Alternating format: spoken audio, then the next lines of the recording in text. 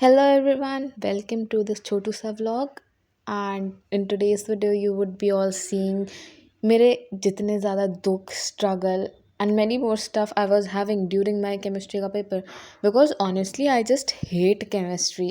मतलब इतना गंदा सब्जेक्ट कैसे हो सकता है कोई। मुझे केमिस्ट्री नहीं पसंद, मैं बिल्कुल फिज़िक्स थोड़ी बहुत पढ़ सकती हूँ but I just hate chemistry.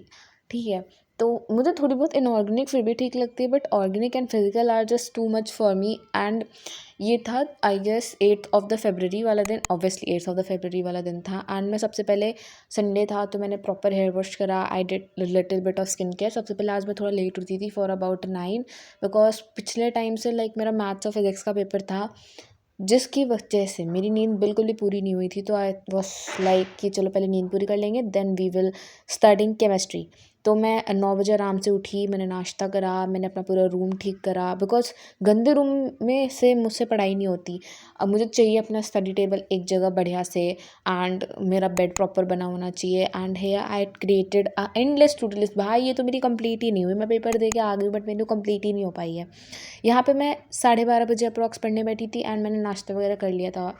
तो यहाँ पे मैं अब करने बैठी थी आयुपैक। मैं उदय वाले बैच की पीपीटी यूज़ कर रही थी for revision and honestly that was the worst decision that I made on that particular day because भाई उससे भी बुरे बुरे डिसीजन मैं बनाती हूँ अपनी ज़िंदगी में। तो हाँ, this decision was one of the worst. So यहाँ पे मैं बैठ के वो कर रही थी एंड इसमें लेजिट मेरे को 4 से 5 घंटे लग गए एंड पेपर में कुछ नहीं आया। लेजिट केवल एक एमसीक्यू आया था आयुपैक का, उसके अलावा एक क्वेश्चन नहीं आया था आयुपैक का। मैं इतना ज़्यादा रिग्रेट कर रही थी पेपर में बैठ के कि भाई मैंने क्यों बर्बाद किया अपना पूरा दिन। ऑनेस्टली स्पीकिंग मैं 12 बजे पढ़ने बैठी थी एंड मैं 10 बजे तक सो गई थी जाके। 10 बजे सो गई थी बिकॉज मेरे ना ये थोड़ा सा शेड्यूल इस टाइम पे शिफ्ट हो जाता है पेपर्स के टाइम पे। मैं 9 से 10 बजे तक सो जाती हूँ एंड देन फिर मैं 12 बजे उठ जाती हूँ। एंड यहाँ पे मैंने अपने लिए एक ड्रीम कैचर मंगाया था बिकॉज उधर भी मुझे बहुत से बुरे बुरे सपने आ रहे थे। तो आई थॉट कि एक जगह इन्वेस्ट करके देखते हैं, hopefully it will work for me. And यहाँ पे मैं अपनी कॉफ़ी बना रही थी और मैं कहाँ पे थी, हाँ, अपने नाइट रूटीन को लेके। मैं 9 से 10 बजे तक सो जाती हूँ, उसके बाद I use to try my best कि मैं 12 बजे से लेके 1 बजे के बीच में उठ जाऊँ बिकॉज वो नैप मुझे मिल जाता है।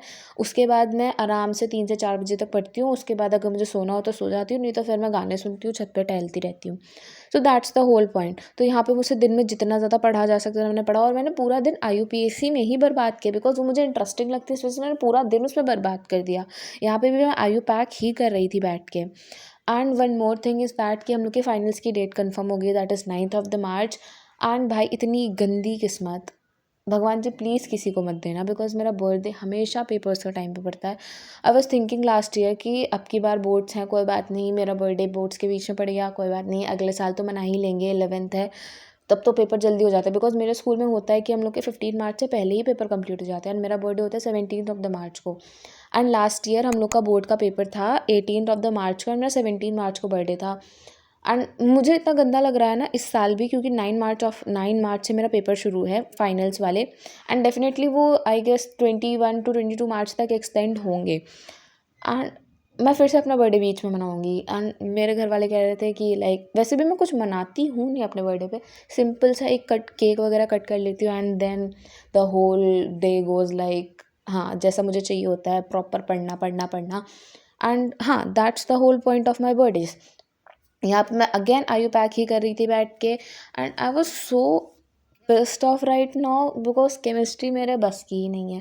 मुझे स्टार्टिंग में थोड़ी बहुत केमिस्ट्री अच्छी लगती थी 11th के स्टार्टिंग में, जब फिजिकल में हम लोग मोल कंसेप्ट वाला चैप्टर मुझे एक नंबर का नहीं पसंद वो चैप्टर। उसके बाद वो जो चैप्टर नहीं आया था हम लोग का, क्या बोलते हैं उसको, स्ट्रक्चर ऑफ एटम करके, वो मुझे थोड़ा बहुत ठीक ठाक लगता है बिकॉज उसमें अच्छी खासी थ्योरी, उसमें कुछ समझने लायक है। मुझे उसमें रटना नहीं पड़ता है, भले ही उसमें फॉर्मूलाज बहुत सारे बट एटलीस्ट हम उसे समझ सकते हैं। तो मुझे वो चैप्टर थोड़ा ढंग का लगता है। उसके बाद बाकी इनऑर्गेनिक केमिस्ट्री मुझे ठीक ठाक लगती है एंड जो बाद में फिजिकल आती है, केमिकल, आयनिक, थर्मोडाइनमिक्स, वो भी मुझे ओके ओके लगती है। बट ऑर्गेनिक भाई, मैंने बीच में ना ऑर्गेनिक शुरू करी थी अराउंड नवंबर साइड मैंने ऑर्गेनिक शुरू करी थी, फिर बीच में मेरा गैप आ गया था एग्ज़ाम्स के चक्कर में।